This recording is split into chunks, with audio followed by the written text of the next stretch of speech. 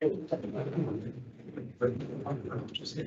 good evening, and welcome to this meeting of extraordinary meeting of the Goodwood Berkshire Borough Authority, brought about by the fact that we did a very light touch at our annual general meeting, just getting our members in position on committees and working groups and the like, and special responsibilities.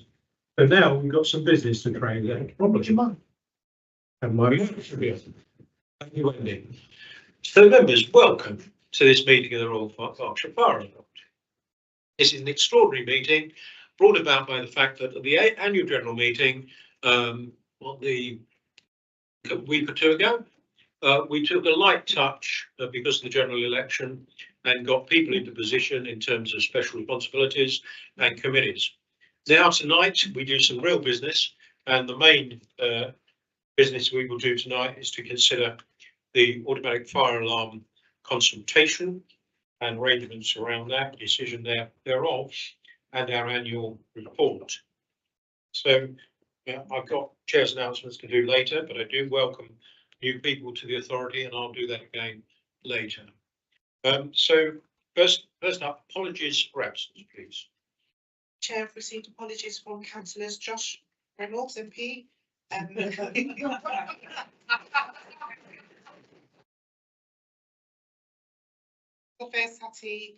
and Peter Pewell. Very grateful for that. Thank you. I will refer to the MPs later. Not in a triumphal valedictory way. Declaration of interest, please. None declared. Thank you.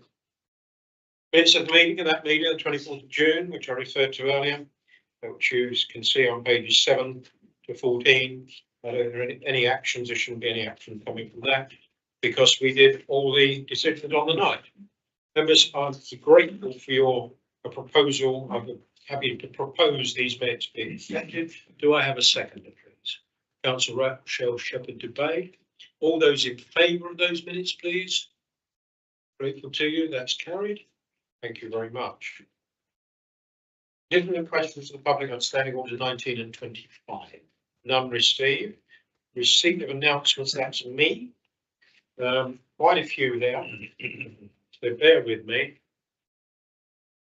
Bear in mind this evening, the meeting being live streamed on our own Berkshire Fire and Rescue Services YouTube channel. This enables people to access the Fire Authority meetings and it improves that access, improves our decision-making process in terms of the public's interest and involvement. If you have any concerns, not sure why you should, but it's written here. Please speak to the comms team. There's at the back of the room. We welcome Councillor Rana. I have welcomed Councillor Smith before, but welcome to your first main meeting of the full authority, and also Councillor Timlin. We welcomed somewhere Tom Brandon. There you are, sir. Okay. On behalf of the Fire Authority, I'd like to extend a warm welcome to you. You've joined our senior leadership team, I gather. You joined from Oxfordshire Fire and Rescue Service. You've been with them for 18 years. You've held a range of roles within service delivery, and you'll join us as our new area manager for response and resilience, replacing Ben Cairns. Look forward to working with you, sir, as you begin your new role. And I'd like to take this opportunity to say to Ben Cairns, and we wish him well in his new role with Durham and Darlington Fire and Rescue Service. Could he have gone any further away? But welcome, sir. And we've got a few coming from Oxford, haven't we? We have. I don't think it's a policy to target Oxford, Chief. But you know, we're a good brigade, and if you want to come and talk to us, I'm sure we'd be keen to talk to you. Everybody sees the light eventually, Jimmy. You're getting triumphal now.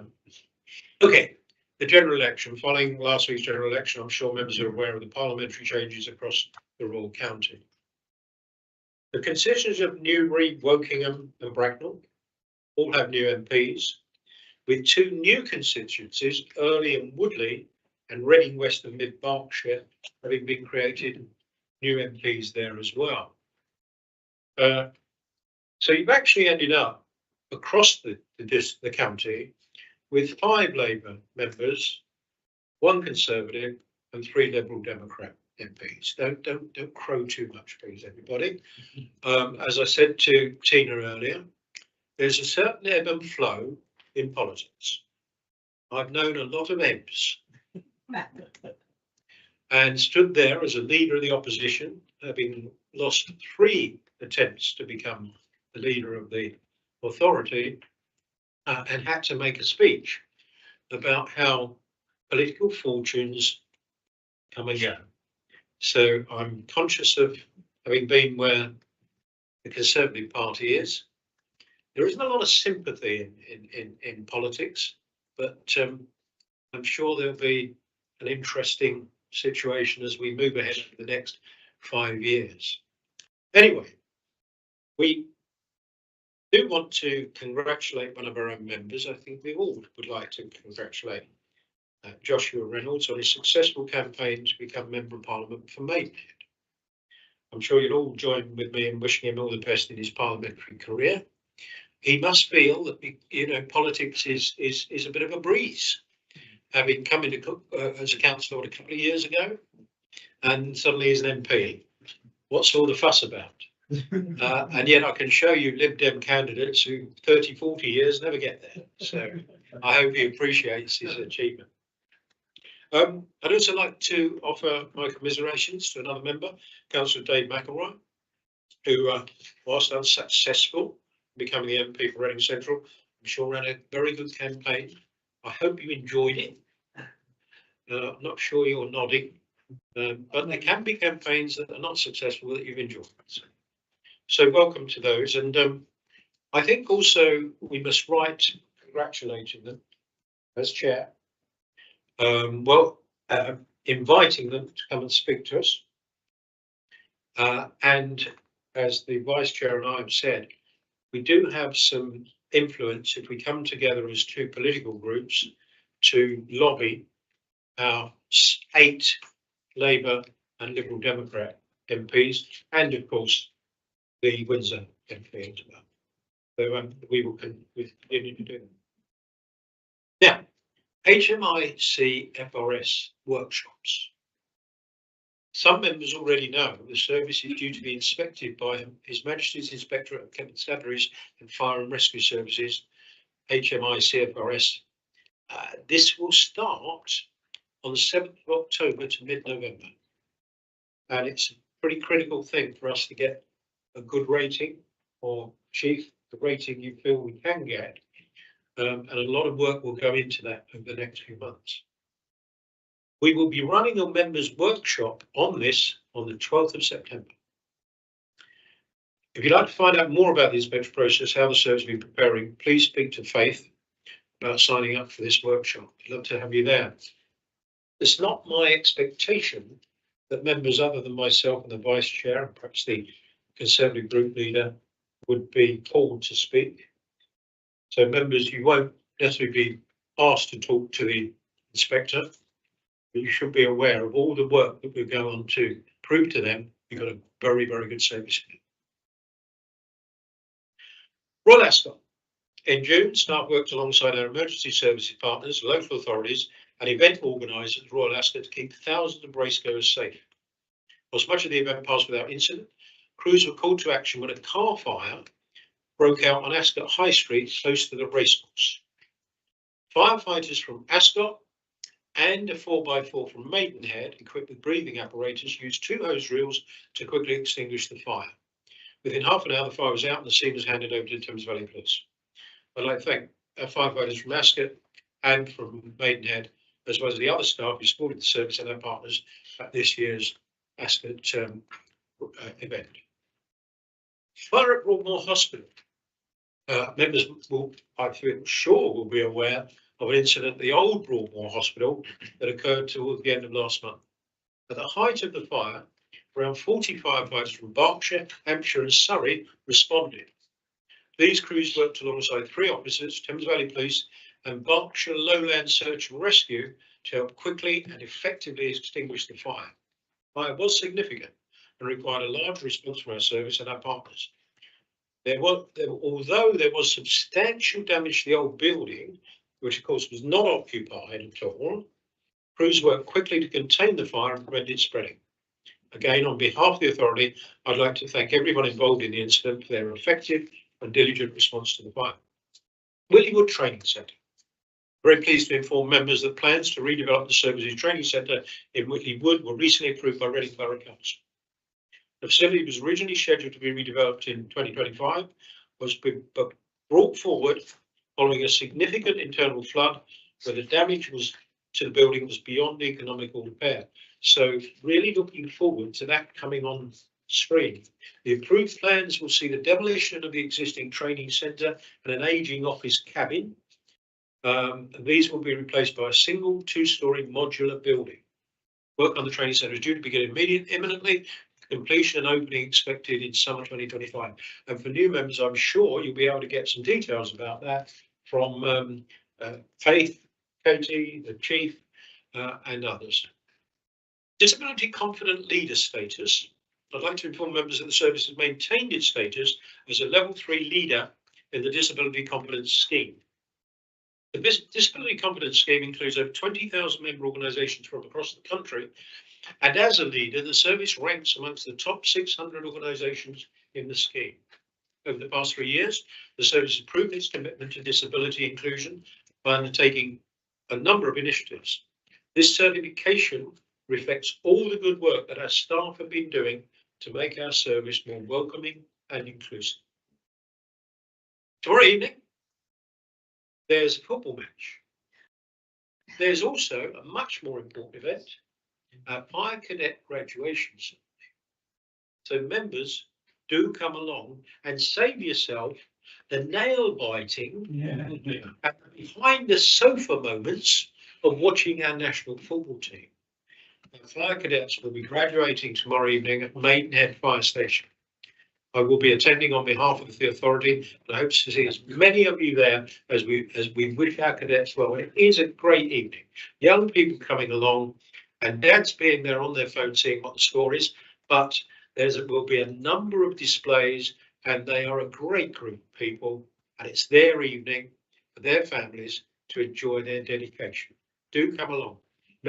All members are welcome to attend, and if you're unable to make it, please join us in congratulating our fire cadets for completing the course. And I feel sure that we'll scrape through on the football as well, probably on penalties. Hey-ho. Whole-time firefighter graduation. I'm nearly done. This week we're once again accepting application for a new cohort of whole-time firefighter apprentices. This new group will follow our previous cohorts, the last of which graduated on Friday the 10th of May this year, where we welcomed 17 new whole-time firefighters in a graduation ceremony, again at Maidenhead Station, and a number of you were there, and it was an excellent event. It was a pleasure to attend that and speak to the graduates and take part in an inspection of the new cohort alongside the Chief Fire Officer. As part of the apprenticeship, the recruits were asked to organise an event to raise money for the firefighters' charity. I'm delighted to tell you that all our latest graduates raised around £7,000 by collectively cycling 488 miles, the area of Berkshire in square miles, on static bikes at the Lexicon in Bradford. Following the graduation ceremony, the apprentices now taking up their station placements across the county.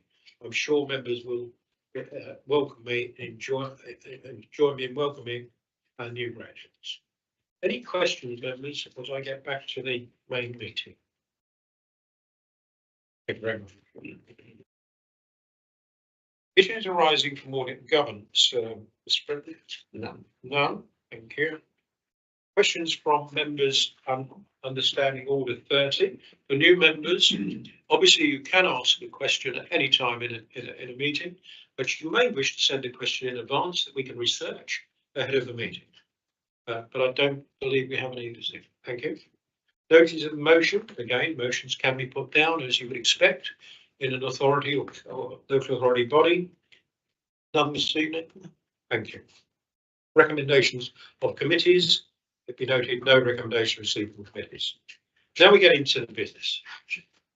I know Paul Bradley is going to introduce this subject, but I think also Tim Reddings, the chief, and I think perhaps, I don't know, Paul, if you're going to introduce it, because I think you're on the working party.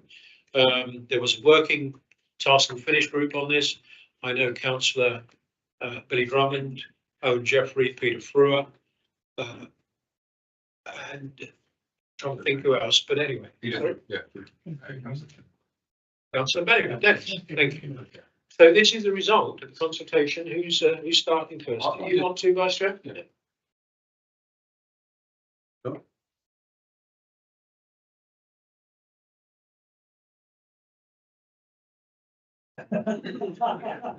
Understood. Good start to the evening. Look, I think obviously this is the main item of business tonight, and it's nice to get here after some other interesting meetings at Borough Councils today to discuss this, and obviously with Councillor Griffith as well. So we've got a good full slate of members, barring those who become on to greater things in Westminster. But this is a really, really important topic for the authority. One of the most important decisions we're going to make this municipal year, and it's early in the municipal year.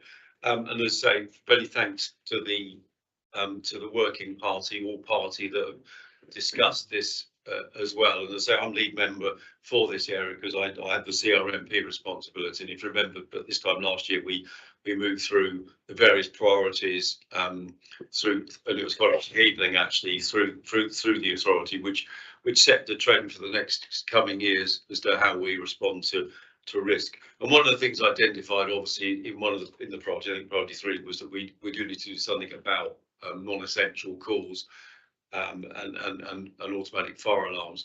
And if you look at the paper, I think 3.4 sort of sums up the main issue here is that fire alarms account for 45% of all incidents. That's a very high number.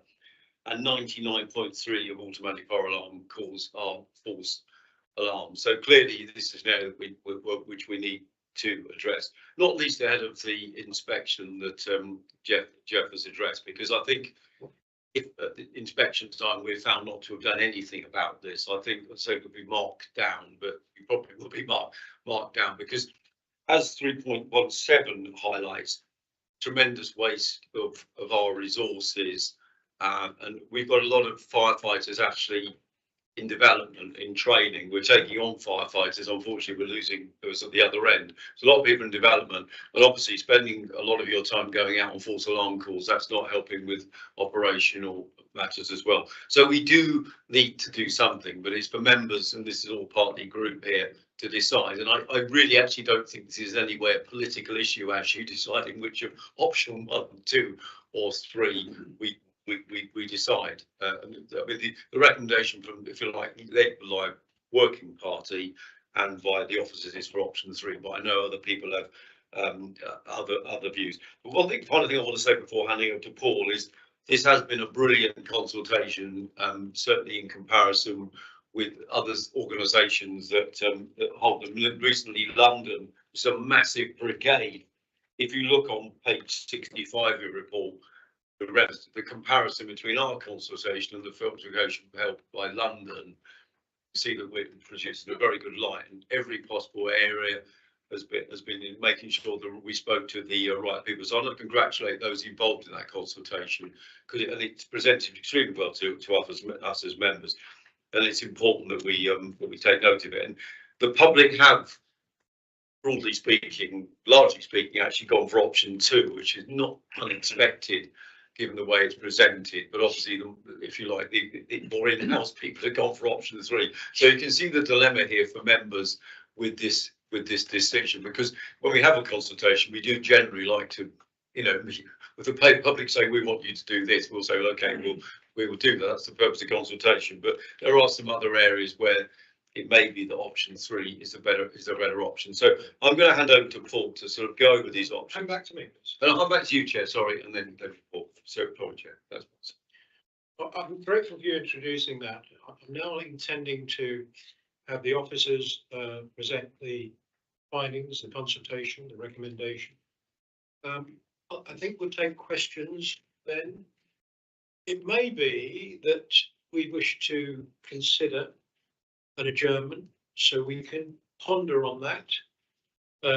I'll take that advisory as we go through the meeting because it's a big decision. And I think the groups, and I know your group, Vice Chair, was not able to meet prior to because of previous engagement. Yeah. The groups may want 15 minutes to reflect on what they hear, to consider the recommendation and come back in having, processed it really. It's a big issue and I don't want to rush it. So over to you, Mr. Brown. It's working, so I'll. Thank you. Thank you, Chair. Thank you, Vice Chair, and members. So the report put forward to you today is obviously the recommendations from the consultation on automatic fire alarms that the services carried out. Those Group Manager Tim Reynolds will go through the consultation process and the numbers of responses and then what the outcomes of that consultation gave us. And then I will just cover over, he'll come back to me and I'll cover over where we had our discussion on the members' task and finish group as to why the recommendation is being forward today. So I'll pass over. Hold on, so as we discussed, Tim, will you remind us of the different options? Yes. New members are playing catch up. Yes. We blithely talk about category A, category B. You need to flesh that out. Thank you, Chair. Are you okay to present? Thank you. Yeah, it's a complex matter, and I'm going to start with a little mea culpa, if I may, Chair. Keen-eyed members will notice that Appendix 4 in the document has a different set of figures on it. That's because I managed to attach the wrong document into your bundle, and it includes over-the-border fire alarms, which we didn't consult on. So our consultation is the figures that are on page 31 of your document. That does not include any automatic fire alarms attended outside the county at Berkshire. So apologies, I'll get that corrected and I'll get that sent out as soon as possible. But those are only attended by invitation. Yes. So I don't think that skews your figures much. No, it doesn't change our figures, but I just it's important to be accurate. So I just wanted to bring that to your attention, Chair. I think it's important, because of the importance of the decision, Chair, just to say that when you say they are attended by invitation, because of the Thames Valley Fire Control System mobilising, we operate a nearest appliance process. So we might, it might be that a Berkshire appliance is closer to an address in Oxfordshire, for example, due to availability. Sorry. Yes, sorry. So it's not by invite. It not necessarily. Surrey is by invite because Control Centre. Surrey, Hampshire are by invite. Into Buckinghamshire or into Oxfordshire will be the nearest asset is mobilised, regardless of which service the call comes from. Thank you. Thanks, Chair. Thank you, Chief. So, as the Chair mentioned, we held a members' task and finish work group, and that work group and Berkshire officers are recommending option 3, which proposes fire appliances not attending fire alarm notifications at category A and category B buildings 24 hours a day, 365 days of the year. Category A buildings are our lowest risk premises types, and as per the list on the slide, this is shops, offices, warehouses, leisure centres, cinemas, theatres, colleges and universities, sports grounds, pavilions, stadia. We do have a full list of all the premises types. It is very long. I can share it with you, but it would not make a very good PowerPoint slide, but that information is available if you require it. Category B buildings, we rated them as a slightly higher risk, and this includes community properties, so libraries, town halls, museums, primary and secondary schools, doctor surgeries and health centres.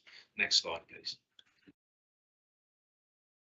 It's important to state that we will still attend, irrespective of the decision that's made today, all dwellings, houses, bungalows and flats, any premises that is a sleeping risk in our county, so care homes, hotels, hostels, that sort of place. And we will continue to attend any building that we have risk rated as a high risk premises. So all of our coma sites, all of our licensed sites, and any other sites that are complex and present a high risk to members of the public, water firefighters will continue to receive a fire engine if there is an automatic fire alarm going on. And it's also important for me to clarify that this change is only affecting buildings that have a fire alarm panel in them. So those are the ones that we are consulting on, hardwired mains fire alarm systems. And that we will always mobilise a fire engine if we are called on 999 by person to a confirmed fire. So we will still attend. It's only affecting premises that have a commercially installed fire alarm system. Next slide, please. So just by way of a recap then, the legal duty rests with the responsible person under the Regulatory Reform Fire Safety Order 2005. It is that person's, that is usually the employer or a building owner or manager or a person in control of the building, that has the responsibility to keep the occupants of that building safe. This includes having sufficient arrangements in place to manage their automatic fire alarm and manage things like evacuation procedures and what to do in the event of fire or the fire alarm going off. And it is important to state that it's a very high percentage of our calls are to automatic fire alarms. So this is not fires. 45% of our calls are to false alarms. 99% of those AFA notifications are not fires.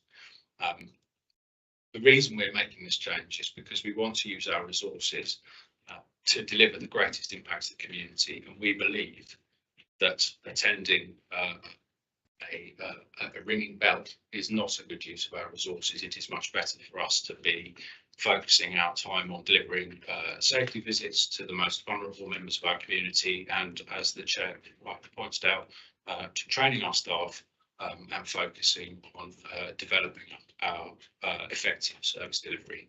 Next slide, please.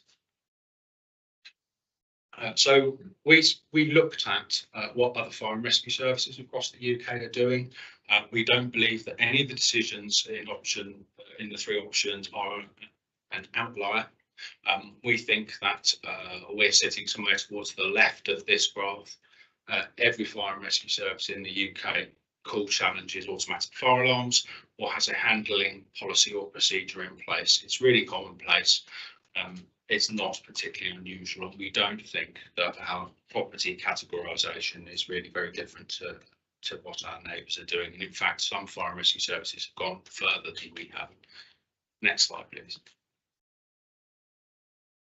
So our proposals are that there are three options. Option one is to not attend automatic fire notifications in category A buildings. So that was those lowest risk premises, shops and offices, retail, warehouses, and to not attend those fire alarms 24 hours a day. The second option, option two, was the same as option one, in that we wouldn't attend category A buildings 24 hours a day, but in addition, we would not attend category B buildings from 9 to 6, so during business hours. And finally, option three was comprises both category A and B buildings and a non-attendance policy 24 hours a day. Remembering that if somebody does phone us from a shop or an office or warehouse and tells us that there's a fire, we will still be going. So option one, if we had implemented that last year, would have reduced the amount of incidents we attended by 725, which would have released 986 working hours. And as you can see, option two and option three have an incremental increase in the amounts of time saved for the fire and rescue service. And this is time that we think we can better spend doing other higher impact activities. Next slide, please.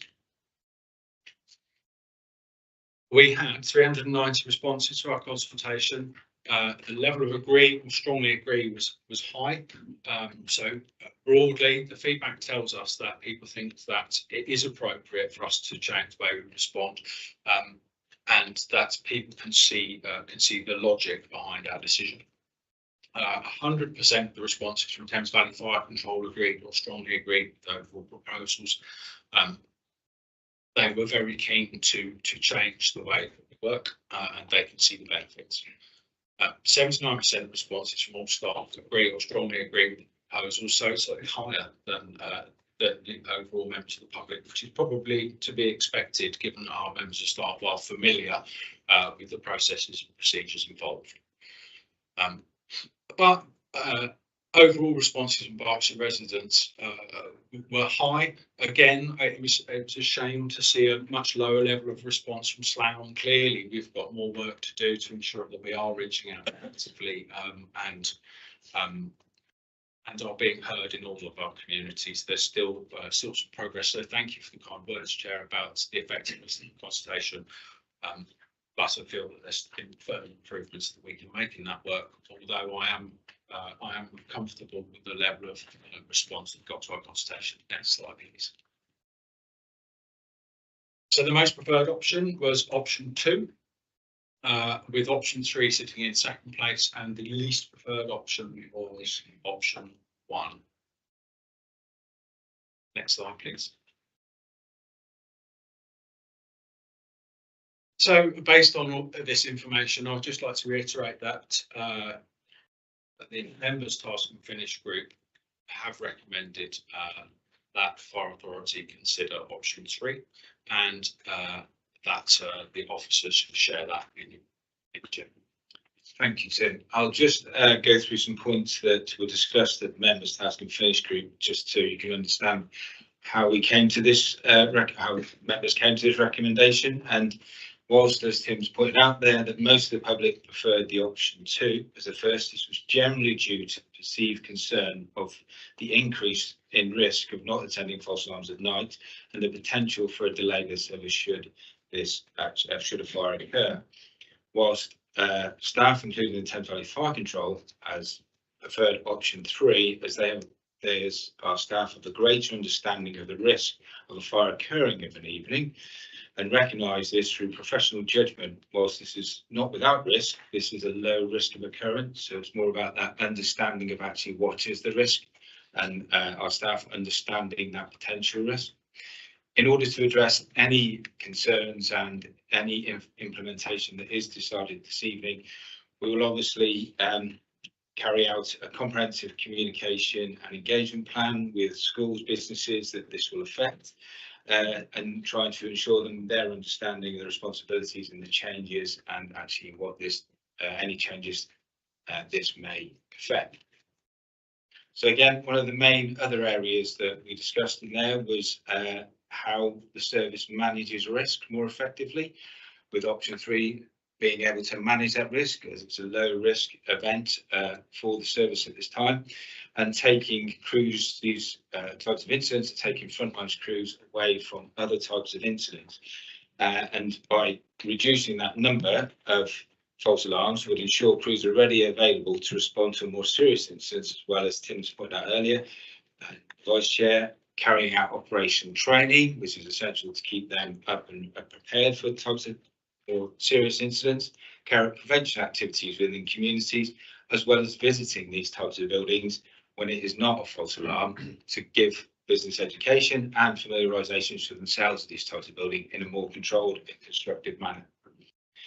And Tim also explained how, through his chart there, which we discussed at the members task and finish group, the difference in responses or adaptations across the country as a national picture, and understanding it locally. And as we've said there before, the service will be benchmarked against these when HMI do inspect us later on this year. And obviously we're looking to, although this is not a main area of us, but we need to put in place a process or an option that will keep us within the national levels. Just for a bit of context locally, we've obviously worked with our colleagues in the Thames Valley to align our approach, and at the moment Oxfordshire have just completed their consultation at this time, and as of yesterday Buckinghamshire Fire and Rescue Service have commenced a trial which is similar to option 3 within our Thames Valley Fire Control itself. So they're trialling that, I understand, for the next 6 months to understand the impact to their service. This discussions were had at the member of task and finish group, and this was where they came to the option or recommendation of option 3. I'll now put forward any further questions from members. Well, I wonder if the chief would like to come in, but also, as you know, Mr. Bramble, the vice chair and myself spoke to the chief and you in the run-up to this meeting for some clarity. And I think I'd like you to touch on how control would cope should the 3 brigades decide on 3 different response methods. I think it's germane to members considering how we stay cohesive within control or not. I do think we need to touch on that. Yes, Chair, and it is quite a complex approach if we have the 3 services having to do different options, different approach to these types of incidents. I think Wayne would like to touch on this further for us. Thanks, Paul. And yeah, I think it is an important point, Chair. And if I can, I mean, obviously take questions through you, but I'd like to kind of go on and just give a little bit more information after answering that question directly. Fire control operates very differently than ambulance control and police control. And the software that supports the way that fire control, Thames Valley Fire Control works is what we call computer aided dispatch, CAD, not computerized mobilization.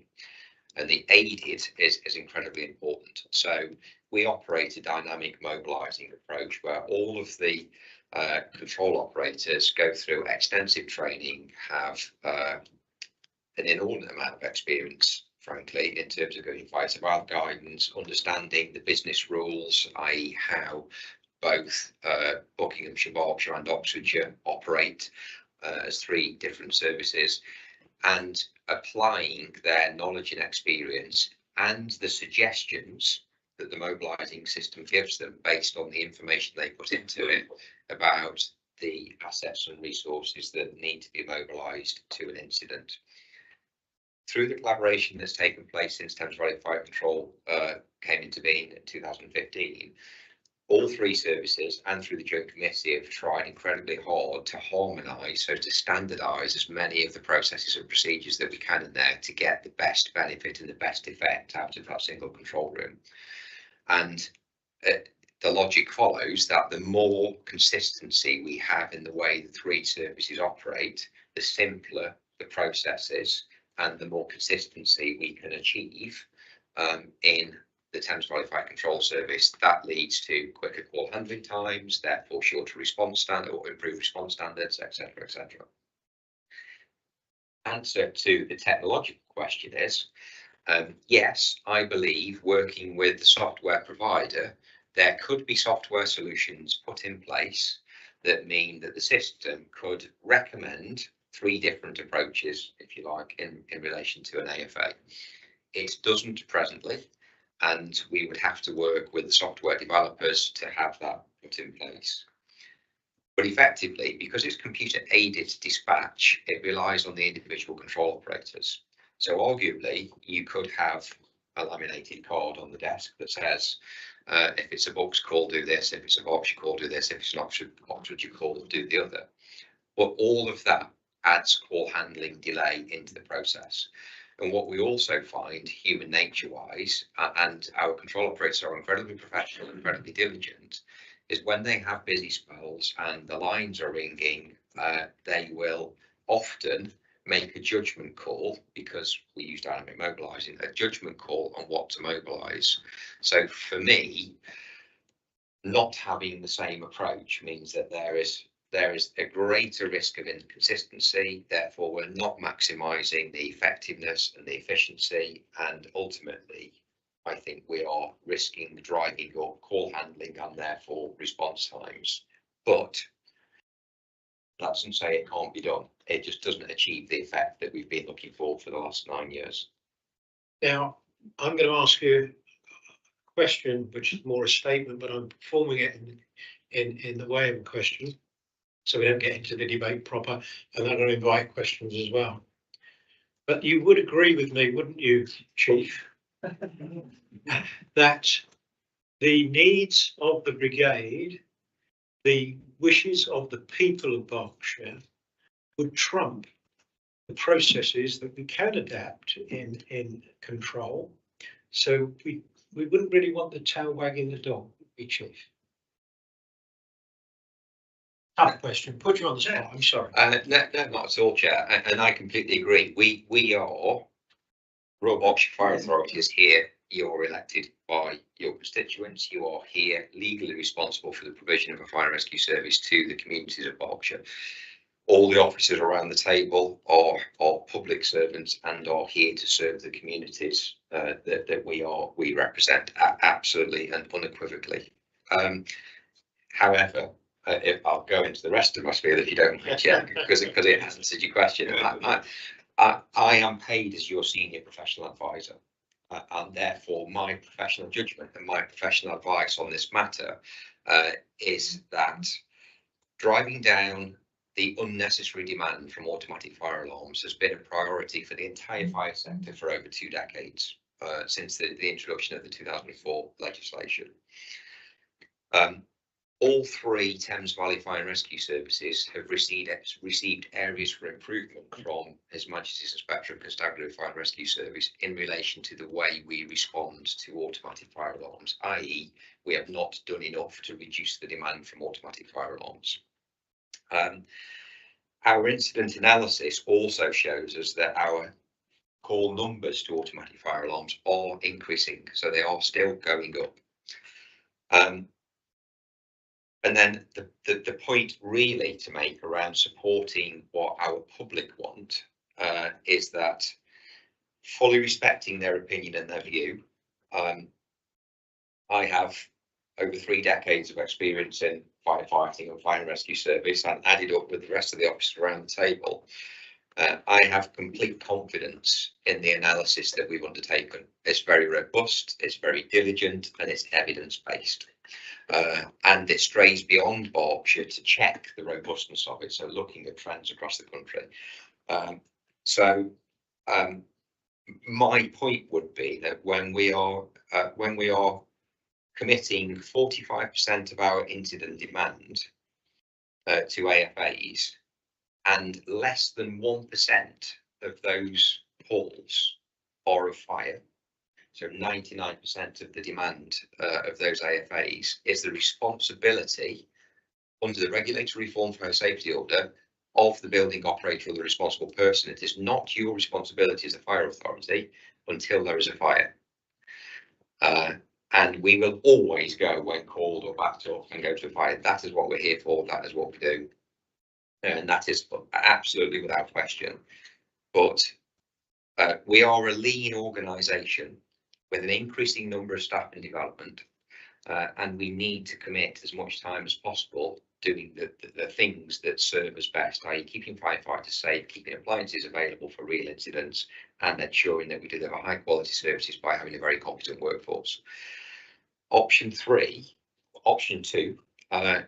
creates a 1,000 hour improvement in efficiency. Option 3 creates a 1,200 hour improvement in efficiency. Those 200 hours might not sound a lot, but in a lean organisation with increasing numbers of people in development, they do make a big difference. The other points there, the Vice Chair mentioned the productivity waste, and I'll reiterate the point about firefighters needing to train. There's also a road risk. We're talking about hundreds of incidents where appliances are running around the county on blue lights. That is a risk to the crews, although they're trained and they're very good, and touch wood, we don't get it wrong too often. But it puts them and other road users at use entirely unnecessarily. There's then for me that the relevance of this authority's significant investment in collaboration across the Thames Valley that I think is of interest to communities across Berkshire. Since 2015, you've invested significantly in collaboration, and the Thames Valley Fire Control Service is the jewel in the crown of that collaboration. And part of this is aimed at aligning the response by each of the Thames Valley Fire and Rescue Service so that we can improve the efficiency and effectiveness right across the Thames Valley and get that consistency and service improvement within the control function so that we can hopefully improve response times right across all three services, but specifically for you, obviously in Royal Berkshire. I'd reiterate a couple of points that Paul and Tim made around the where it would put us option 2 and 3. There are some services, and I've been the chief fire officer of a service that has taken a much more robust approach to AFAs than that which we're proposing tonight, or the recommendation from officers around recommendation from officers of option 3. There are services, in fact, Oxfordshire, prior to 2015, when the Thames Valley Fire Control Service came into being, took a much more robust approach and had to step into line with the 2 of the Thames Valley Fire Services as a result of the introduction of the Thames Valley Fire Control Service. That was a position they took between roughly 2004 and 2015. The service I used to work in from 2015, it effectively in 2015 introduced what is pretty much option 3 that we're suggesting now, and still has that option in place to date. And to my knowledge, there were no issues with that. And as the chief fire officer in that organisation, I was entirely comfortable with the approach that we were taking, in terms of my professional expertise and operational judgment. The other thing that I draw to members' attention is, and it goes slightly away from the Royal Berkshire focus, Chair. We talk about 200 hours or 80 calls difference between option 2 and option 3. The intent of the Thames Valley, the 3 Thames Valley Fire Services, is to try and align these operational policies as much as possible so that we get that efficiency. I've already talked about that. If the other services choose to step into line with the option that we take so that we can maintain that harmonisation, that 80 call difference between option 2 and 3 for Berkshire becomes just over 300 calls difference across Thames Valley Fire and Rescue Service. I accept that is a matter for those other 2 authorities, and it is not a matter for you, but there is a wider impact, I believe, for this decision. If those authorities choose not to step into line with the decision that you take, and we end up with an option that means we go to more automatic fire alarms, the cost apportionment model of the Thames Valley Fire Control will increase our cost base. So we will have to pay more because it's based on population and numbers. And then bringing it to a close, I would say that in the public consultation, there were 390 responses. Just over 100 of those responses were from staff. So from a population of 1 million people, just under 1 million people, 290 people preferred option 2 over option 3. But 100, hopefully more informed people, based on their profession and their professional judgment, supported option 3. So that's the point of me kind of introducing this by saying, I'm your chief fire officer, I'll give you my professional judgment. And the final point, therefore, is that we've presented 3 options tonight. Of course, the governance allows you to table amendments to those options if you want to. So if there's nervousness, and I know issues were previously raised around schools, then there are amendments that I'm sure could be made to try and eke out the maximum amount of effectiveness and efficiency from what is a significant operational policy change that you would be authorising. I think it is incumbent on us to try and get the most amount of efficiency and effectiveness out of that. And of course, whatever is decided will be under constant review. And that will be my pitch. But the point is, it is the fire authority's responsibility to make this decision. Officers will work diligently to implement your preferred choice. Thank you very much. You sold option 3 extremely hard. I can turn it into a question if you like. I take a little bit of issue, Chief, that both Mr. Bremble and Mr. Redding said it in a good consultation response and you've just told us it was only 290 people. It rather snatches defeat from the jaws of victory in terms of the quality of the consultation response. Sorry to have to make that point. There was disquiet when we started on this journey regarding schools overnight being lost in their entirety. It's unlikely that you would lose a school in its entirety if you've not attended. Schools are in populated areas generally, and people, even at 3 o'clock in the morning, are likely to be able to see some smoke and fire. But nevertheless, I do recall Councillor Hellier-Simmons being concerned about that if you lose a fair part of a school, not all of it, but you've attended, but you've lost, you have a lot of disruption to the schooling of the children in the school. And heaven knows the disruption we are getting as a society after the COVID lockdown with children is extremely severe. It's not resolved at all. So that is a factor that members, I feel, should take into account, even if we come up with some sort of hybrid between 2 and 3, maybe not. It is why I suggest an adjournment, so we can look at this very difficult issue. And imagine tomorrow, Chief, I get a call, you get a call, the press want to interview us and say, well, now look here, what will you do if the school burns down? What do you think we'll say to them? I don't want you to answer that. I'm just rehearsing to members the concerns that were raised. We're picking up. Councillor Mackenzie Boyle, you'll remember this debate.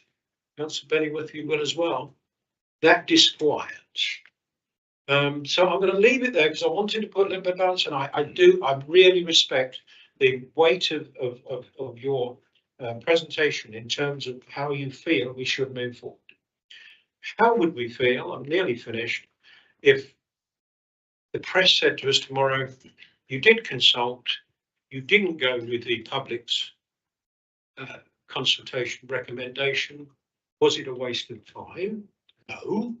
But how many of us politicians, new, old, been around the block, have been told by public many times, no point in consultation, you were going to do it anyway? How many of you heard it? So I want us now to take some questions, then adjourn before the debate and come back and debate it. Councillor Billy Drummond.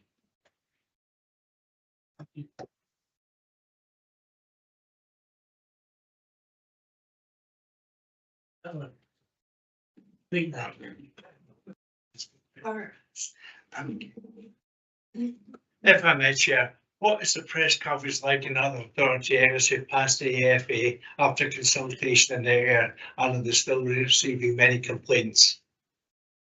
Then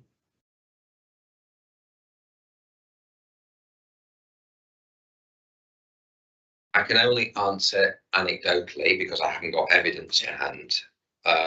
But in my past experience, when changes to AFA policy have been made, the only time there has been press attention is in the probably 3 months after the change was made, if an incident occurred that attracted attention. It's one of those things that if nothing happens, there's no noise and no attention to it. If something happens, then understandably people start to ask questions. So based on the evidence that we're presenting, we are suggesting the likelihood of something happening is incredibly low because 99% of these incidents don't result in fire. So anecdotally, there's not a lot of attention around introductions of reduced attendance to AFAs because it doesn't result in a significant spike in fires. thank you, Chief. Councillor Griffith.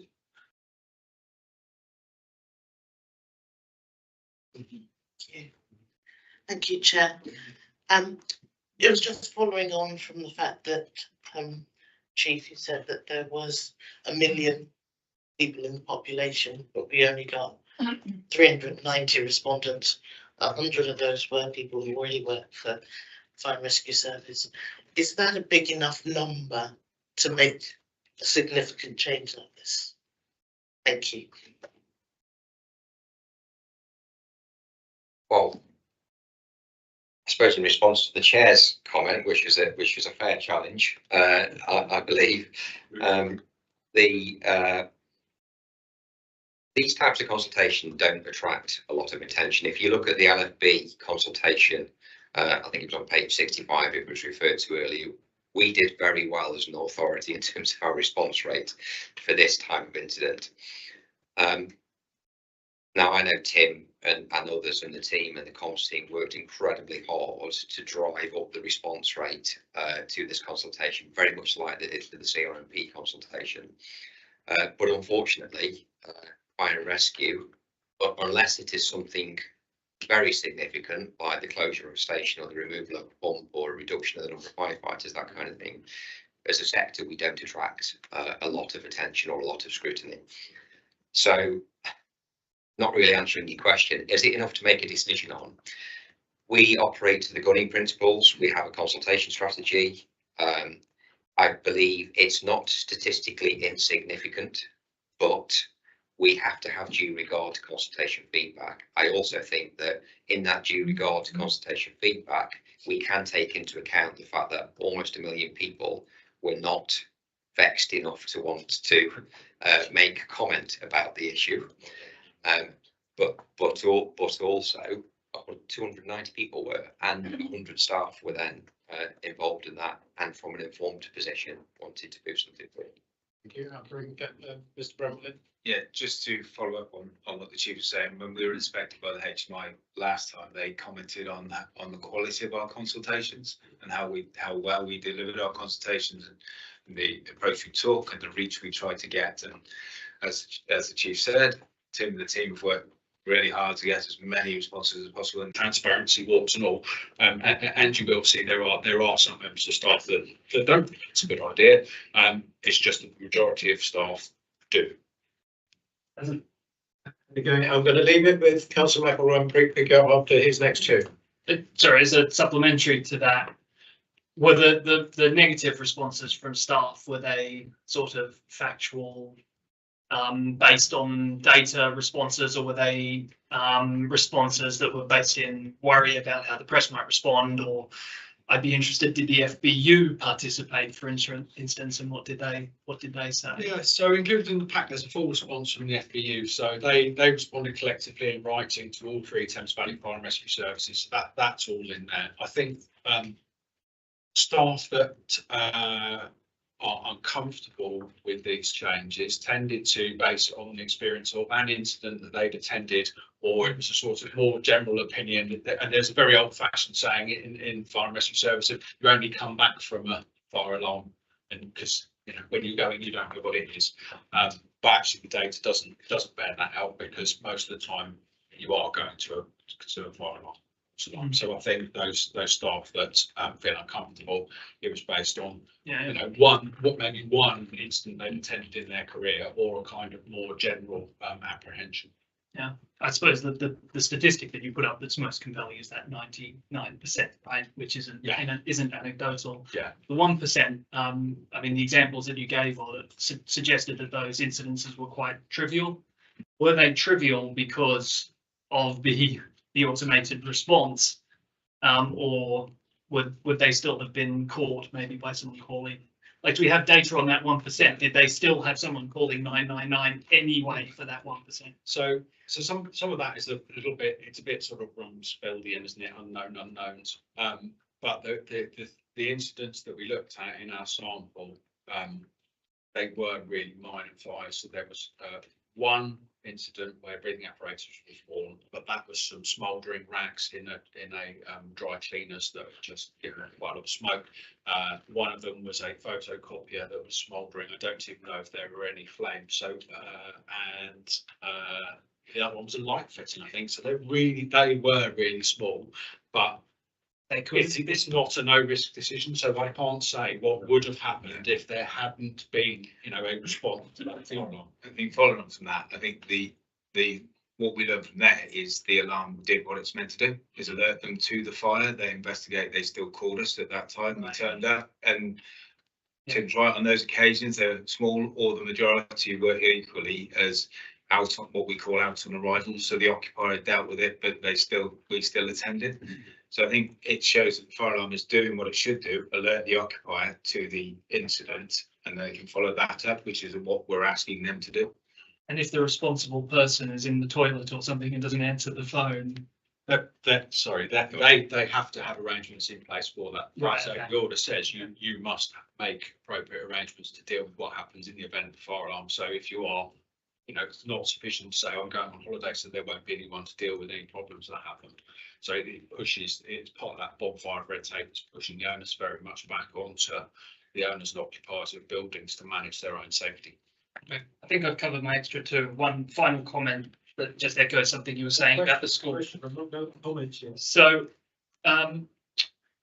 obviously, category C was set because there was a risk to life, right? And I think what Councillor Brooks was saying about a school burning down, there's a risk to our, to our society and all those sorts of things. Some of the other category Bs that you listed on there were things like museums and libraries, which I guess could have contents that are irreplaceable. Not like a life irreplaceable, but still irreplaceable nonetheless. And so I just wanted to echo the point you were making that there may be some nuances there that are worth pursuing. In the form of a question. That's a formal question. Do you agree? I've got three hands going up and taken. Councillor Runner, Councillor Mackenzie Brown, Councillor Brown. Councillor. Please, I'll go to debate. Again? With your chair, I will go Yeah, straight. go on. Okay, Councillor Runner. Councillor Brown. If I may, yeah, could you tell us more about the incident on page 88 of the victims in incidents from 6 PM to 9 AM, the other residential? Is that about to be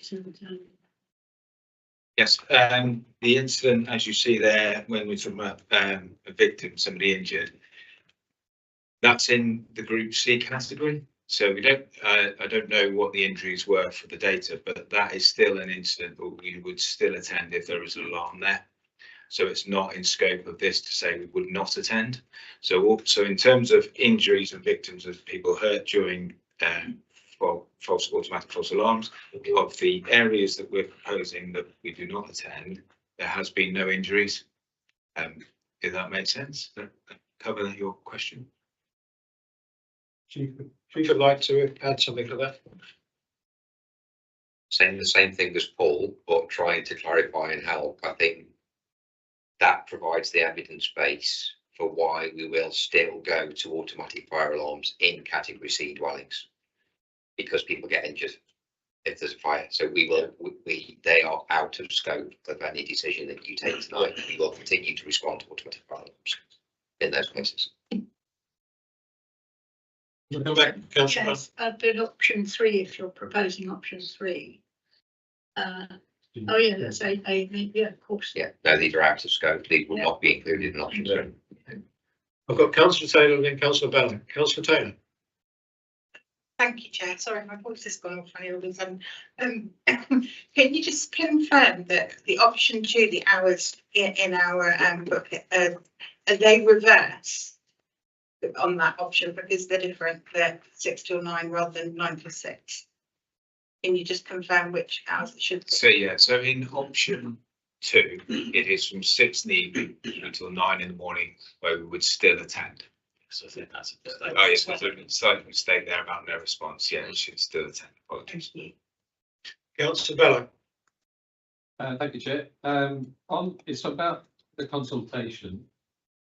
On page 23, the Slough response is clearly, alarmingly down. Would officers like to comment on why they feel that that may have been so low? And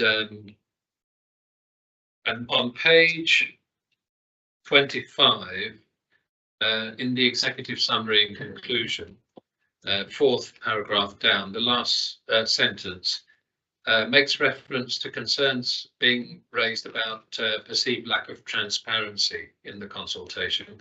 Would officers like to comment on that? And is that based on just your perception, or is there any evidence that was provided by by people who, I just wanted to ask that question. Thanks. Who's picking those up? Page 23. Yeah. Mr. Greville. So in terms of Slough, we've traditionally always had, it's been hard to reach communities within Slough.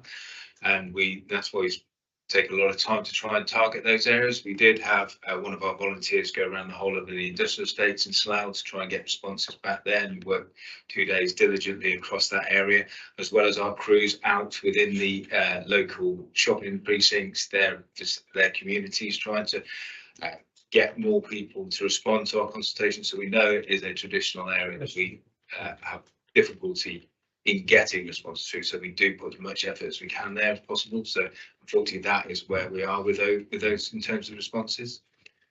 In terms of the concerns were raised by the public, perceived lack of transparency in the consultation, in such as we know that we put forward proposals because we know that we need to address this issue. It was perceived that there was no option for a no, don't do anything, and that's how that came across. Albeit we know that that isn't necessarily an option that we determined at the time of the consultation. That's where that came from. I think I'd like to add to that.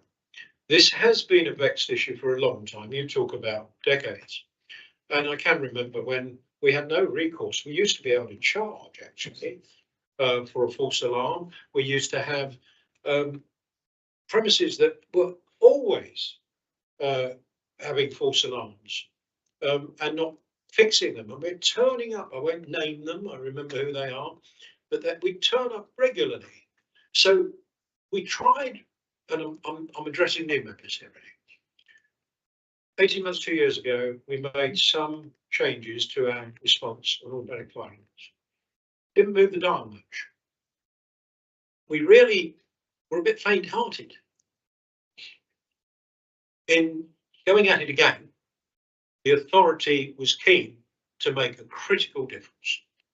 Hence the no change option being on the consultation. Wanted to move the dial.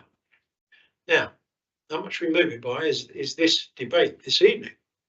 And I'm very glad about all these questions coming through, because the officers should get a grilling on this.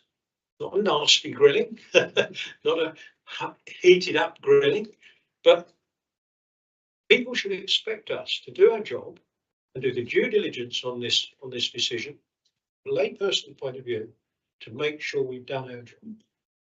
So with that, I'll ask the Vice Chair, and we might be drawing the question to a close. Yeah, I'm actually going to make a comment on the Slough situation. I do find that disappointing because early on it became clear we haven't been many responses from Slough, and I pointed out that Slough was the biggest trading estate in Europe, or one of them, and obviously a lot of businesses there with automatic fire alarms. So I think it is disappointing, and I think we do need to look at that going forward, because we've lots of these other consultations, and I'd hope when we finally get all the full slate of Slough members that they can help with that in trying to raise, some of those issues in their community, but also their companies. So, I'm not having to go to that in particular, but it quite stark the difference, and it is a bit disappointing. My question is around the earlier comments about obviously the alignment. I don't know whether the Chief will confirm this. As I understand it, Oxfordshire have got a delegated responsibility through the fire officer to go for option 3. But I'm interested in the pilot that Buckinghamshire are doing. Is it them implementing it, but just doing it on a trial period, or is it a pilot and they may reverse the decision and go for option 1 or 2? I'm just a little interested in that, because obviously that has got implications for us and our decision. Yes, so Buckinghamshire's trial is a trial for 6 months before they run their CRMP process, and that will determine their outcome. They're obviously very much wishing to align, but this is how they see this is how them trialing this to see if they wish to implement this at this moment in time. So the trial, sorry, it is effectively they're doing option 3. It's not just a trial in a few stations, it's for the whole county, as if they made the decision. Yes, that's correct. That is for the whole of their county. They can't separate it out. We can't separate out for station areas. It will be across the whole of the county as an option 3 trial that most have started yesterday. Councillor Bennett. Thank you, Chairman, and through you, if I can ask officers for reassurance, really, coming back to schools, the issue of schools. We're coming to the time of year where they're going to be out for 6, 7, 8 weeks or so.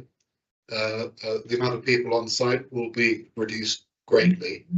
And I just need to hear that what looks like we're going to propose, that they're going to be covered. Just to remind ourselves, they wouldn't be covered on option 3. They wouldn't be covered on option 3. To be a responsible person on site. That's what picking up because caretakers can live on site. Mr. Reddings? Thank you. There should be a responsible person who has that duty wouldn't disappear because they were on holiday. It is for the school in their fire risk assessment to set out what they would do. I think that's why. All have caretakers on site in the primary schools, would they? No, not necessarily, and that is why we put the bit about that campaign on whatever decisions made, about talking to them, about telling them their responsibilities, so they have time to put plans in place, understanding their responsibilities and the change. Councillor Shepherd-Duvet. Have any service actually put any of these recommendations into effect, and what was the result of it? Chair. Yes, many fire and rescue services across the UK have put things like this into effect. In fact, our neighbours in Surrey have stopped attending all automatic fire alarms, including domestic premises. All dwellings, they're just completely stopped. So we think that we don't sit at that extreme end of this spectrum. Members, we've had a lot of questions. I think members are maybe misreading the room. But when we started this process, we did intend to grasp the nettle. I think I'd like an adjournment now for members to consider just how tightly they do grasp the nettle. And if I can get a seconder for that, put it to the vote that we will have an adjournment. Those in favour of adjournment, and then I'll just summarise. Thank you. We'll meet back here at 8 o'clock. And we'll have a debate, not questions per se. We'll go into comments, considerations, proposals, and see where we get to. And I'm really grateful that we are taking this so seriously. And I know it's disquieting for you and your officers, Chief, but it's appropriate on this one. Big issue. If members would like any officer support during their discussions and questions or advice to help to that discussion.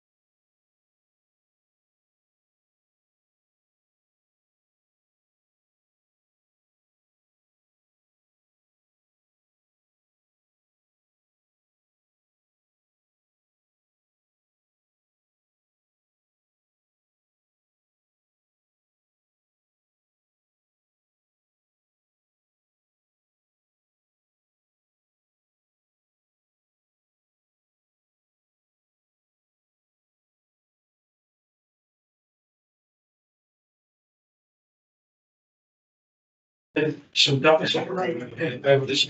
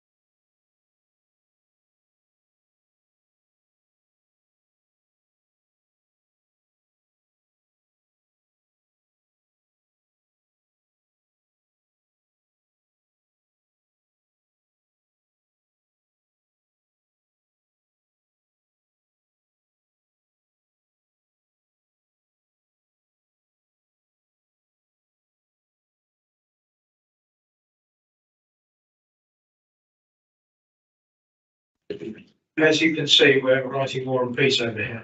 The groups have gone back and considered this really quite critical decision. I would like to debate a proposal which is different from the recommendation on your papers, which is the recommendation is to note consultation and to agree that we adopt option 3. I cannot amend to agree option 3 because my proposal will be negated. I'm therefore going to put the proposal to you for consideration. I do have a second of all.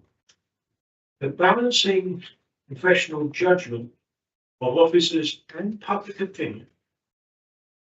The proposal is for option 2, excluding category B premises between 6 p.m. and 9 a.m.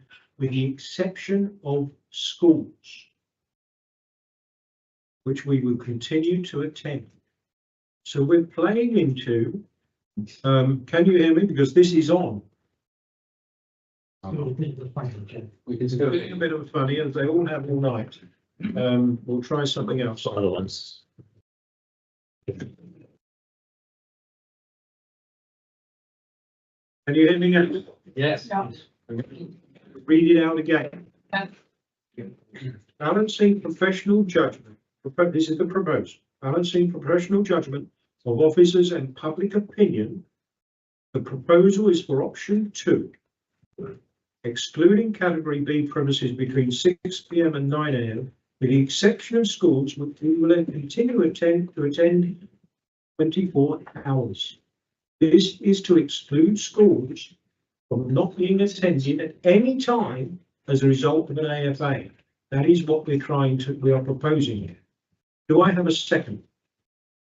As the vice chairman second, I now wish to debate this. I invite comments, please, to this debate. And the officer is still wrestling with the wording, but I want to, the essence of this proposal is schools are excluded from we will attend schools. That is what we are doing. Option 2, schools back in. Please, Councillor Jeffrey, for comment, please. Is that comment? Can you actually hear? Yes. As not part of the working party that looked at this, I think that the issue of schools did exercise us at the time, but our recommendation was not to be funding them. I think, having listened to the debate this evening from members right the way across the authority, I think that the words that you put together for the chief, or with whomsoever you were putting together, is probably the appropriate approach. I think it's the right approach. I think that we had said in this chamber before, in this room before, that to lose a school to fire, obviously at night, not with any risk to life, but to lose a school to fire would be desperately difficult to handle in terms of maintaining proper education for the youngsters, whether it's a primary school, or even worse, obviously, a secondary school. So I very much do support the working that you have put together with the option. Councillor Shepherd back. Did you want to comment? I think, unfortunately, the thing is that if we disadvantage children at any age, they're going to be disadvantaged possibly for life. And I don't think anybody here wants to disadvantage their children or somebody else's children for life for something that we could have fixed by just sending out a fire engine. I had a member of the Liberal Democrat group say something very, very effective. I may not repeat it here, but she basically said, sorry to capture your words, she said, look, the risk may be very low, but the impact could be very, very high. I think that's very sanguine, very, very sagacious words. Thank you. Councillor Mackenzie Brown. Thank you, Chair. After the debate and after conversations, we would expect the comms to be well managed in order for the public to carry on their confidence in this service. And also we would expect that due diligence had been done to identify the responsible people or person in each of those establishments. If so, then we're happy to support that proposal. I think you need to repeat that. Sorry. Sorry, but I think you need to repeat that so everybody heard it properly. And that's okay. We'll start all over again. And there it. Okay. Thank you very much. We have debated and we have considered, and we expect the comms to be well managed in order for confidence, public confidence in the service to be maintained. And we assume that due diligence has been done to identify the responsible person for each of the premises. If so, we are in favour of your proposal. I'm grateful for that, and I think your comments could be put in the minutes, but not as part of the proposal. Is that suitable? Thank you. Councillor Bromley is pointing at somebody. Councillor Taylor, did you want to intervene? Yes, please. Yes, please. Sorry, I didn't realise if I was doing the right thing. I'm really pleased that this has been brought to the table. I was very concerned regarding the schools. Just because it doesn't happen, doesn't mean it won't happen. It only takes one time and it could be catastrophic. I've been in the situation of living near a school that unfortunately caused light overnight. By the time the fire and police got there, the school was gone. Residents' cars were damaged and houses were damaged. Now, the knock-on effect in the community is massive. Luckily, no lives were lost, but rebuilding that school and, you know, getting the children education during that time was very difficult. And as we know, schools are under pressure anyway. So I'm very relieved and happy to see that this has been brought to the table, and I would absolutely support it because the consequences of it happening after school, whether the school was open at the time or not, it's not good. And I'm really glad that this has been brought forward. Thank you. Councillor McElroy. Great, thank you. Here we are supporting the middle option, it seems, which we probably could have picked. Yeah, I think your current proposal for option 2 is a good one, and I will support that. I think the idea that we would have, with the other option, removed support and then ask the schools that told the schools that they're responsible for picking up that slack would have been a bit on the nose, and also I suppose a bit economically not useful either, because then it would just move to the school's budget to do that rather than ours. It does feel like this is something we should support simply because it makes sense to do so. It's efficiency and something we would do even if we weren't being throttled by austerity. I think it's great we're having a lot of debate here about what happens or would happen if a primary school was burnt down. Of course, this is a debate on something that, as the officer said, is quite unlikely to occur. And I think it's worth noting in this context that we've lost 12,000 firefighters since 2010. You know, we've got longer response times because of this in terms of attending incidents. And I would be really wary here that we're going to miss a bit of the bigger picture by having this debate about something where there's such a low risk when we've got other things going on that are much bigger.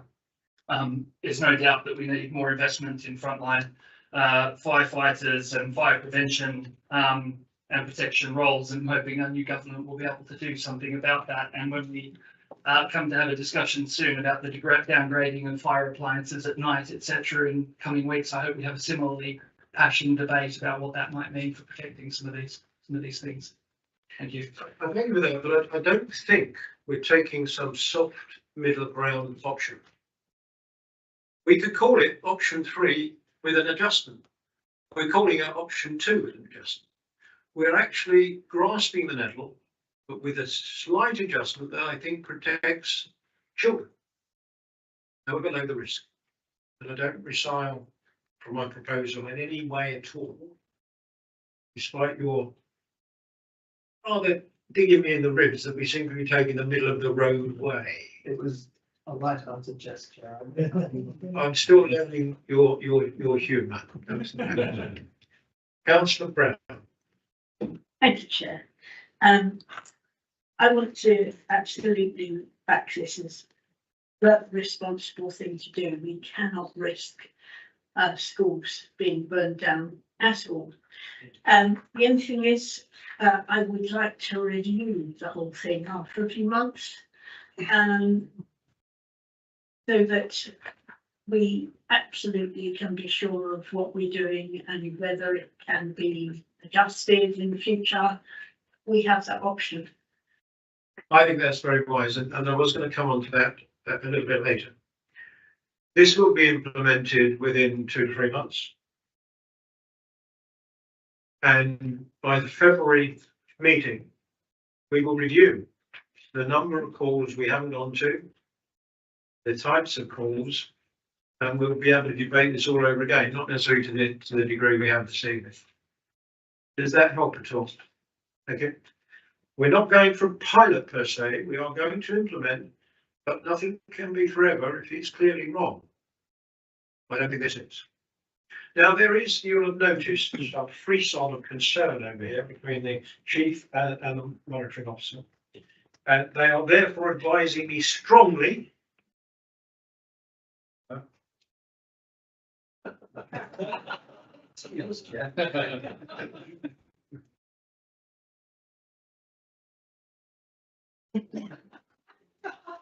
I know when I'm being a Muslim. Councillor Griffin, let me take it. Thank you very much, Chair. I just wanted to add my voice to those that have said that this is a very good move to incorporate schools and to include them for 24-hour cover. I think is the right thing. And as lead counsellor for Children's Services, I'm sure that a lot of parents and school governors and teachers, etc., will be reassured by this. So thank you very much. You can see that there's still, it's a bit like waiting for the Pope to be agreed, waiting for the white smoke. Mr. President, I'm going for this. Members, we need to get these words right. And in a degree of haste, we may have got them a bit clunky. I'm going to put a proposal again, which doesn't change what we're trying to say here, but does it in a way for the avoidance of doubt. The Vice Chair, I think, will still feel he can support it, and then I will put it to the vote. And I'm forgetting option 2 or option 3, frankly. This is what we are agreeing this evening. I'm asking you to do some proposal. We will stop automatically sending a fire engine to an automatic fire alarm notification at buildings in category B, where there is no confirmed fire, 24 hours a day, 365 days a the year, excluding schools. Much clearer, I think. It's number 3.9 of your papers with the words excluding schools, the bold and text with the words excluding schools added on. And for the avoidance of doubt, it does include categories. Vice Chair, are you happy to say? Right. All those in favour?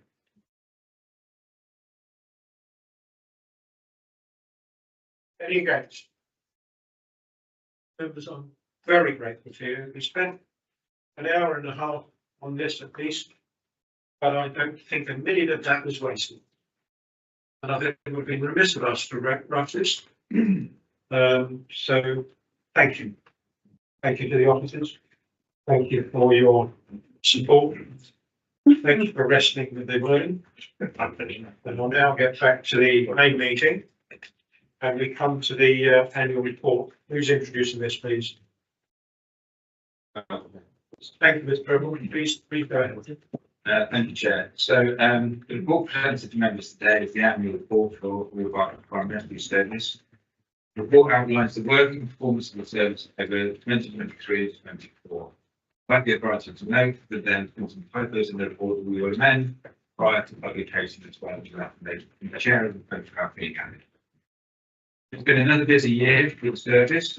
We've started the Trial Authority agreeing the publication of the and the CMP for the next 4 years. The plan outlines the ambitions of the service and how to support the communities of Berkshire. The service has also seen a large number of cohorts of firefighter apprentices join the service in May over the last year, welcoming 23 new apprentices at this point, as well as a second cohort later on in the year in November with 7 new firefighters. The ceremony was also held to recognise the achievement of 4 of our fire safety inspectors that completed their diploma in fire safety, and they will go on to support businesses in understanding their responsibilities to fire safety. The service completed a refurbish of Maidenhead Fire Station, and the refurbishment supported the service's commitment to inclusive facilities for staff, as well as improvement for staff with regards to contaminants. Continuing on investing in our buildings, the service also was successful in a grant of £920,000 for public sector decarbonisation scheme, to significantly reduce our carbon footprint and improve energy efficiency of our buildings. In autumn, the service implemented a new water rescue response as part of the CRMP in the east of the county of Slough, in the east of the county at the Slough Fire Station. Qualifying staff to a level of swift water rescue technicians. We further enhanced our water rescue capability at the start of this year with our cohort of whole-time apprentices being the first to receive tethered wave training. This training will now be rolled out across the service, which will ensure a dynamic and adaptable response to water-related emergencies. Unfortunately, at the beginning of the year, we have seen some significant incidents. A major incident at Early Road, where crews rescued 3 people from the house, but unfortunately it resulted in the death of 2 other people losing their lives. A significant fire was held on Station Hill in Reading, which saw a dramatic rescue involving an on-site crane operator and an individual from the rig, with crews supporting and putting out the fire and stopping it spread to other parts of the building. And in January, across the Thames Valley, we saw widespread flooding again, and the service worked closely with our partners to reduce the impact across the Thames Valley as well as locally in our county, which resulted in a joint operation of evacuation of vulnerable people from the village of Rosebery. All in all, it's been another busy year for the service, and we'd like to thank the authority and the members for their continued support throughout this year. We welcome any questions around the end. Members, this is a really good report. We've made a lot of progress. I'm grateful to all our officers and staff and every member of the authority involved in the last year. There's a lot of really important stuff in here that we've achieved. I think I said to Paul Bremble, I think on page 23 it would be lifted if we put a picture in about our enhanced water rescue capability. I'm looking at comments. We're asked to note the report. It's going to publication and distribution quite soon. Members, I'm really pleased with what we've achieved, and I hope you are as well, and how it's articulated here. Councillor Brown. Chair, and I have an issue with on page 5. The figures the all emergency incidents. And how's that derived? Is it are the things in that list part of it? Doesn't all add up. Looking for some guidance on that. Yes, sure, Councillor. And the figures underneath it, you're quite right, you're not under 30,000. These are the numbers of calls we received, which include a number of other incidents that aren't within that category or what we've listed there. So these are all the types of incidents across there. What we've done there is just shown a sample of probably our most riskiest incidents that we go to, where the most vulnerable people are at risk, where we try to protect them.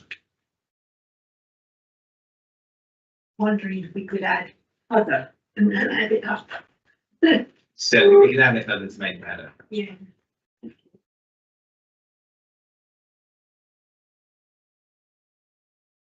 We're being asked to note the report. Oh, sorry. Back to you, Councillor. If you find it, okay.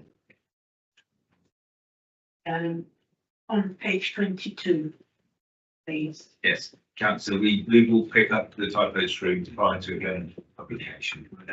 Yeah, that's what's missing. I'll pick it up here. I'm happy to propose we note the report. Councillor Shepherd-Bay, happy to second. Thank you very much. All those in favour? Very much. Next one, I think, is the forward plan, if I can remember correctly. Page 2528 in your landscape papers. We can note that. I don't think we need to vote on noting that. Monitoring officer. All right, please, all those in favour of noting this report? Thank you very much. Minutes of the standing committees to note the minutes of the recent meetings as published. No, don't vote on that. Thank you. So noted. Date of the next meeting, 13th November 2024. I'll rattle through those, but I do hope to see as many of you as possible tomorrow evening. And not too much on your mobile phone, see what stories if you're a football supporter. Councillor Mackenzie Boyd. Thank you, Chair. Very quickly, because I'm absent from Crowthorne. Again, as usual, Station 15 was superb at the Crowthorne Carnival. They interacted with the public, the children loved them, and it was absolute success. Can I go back to the Broadmoor fire, to that? Apparently, I understand from a number of people and from Facebook that the crews went to the wrong entrance to begin with.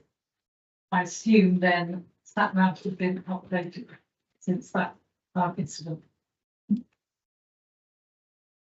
I think we'll ask officers to take that away and look into it, okay? Thank you. And give you a reply, not at the next meeting, but just to respond to you.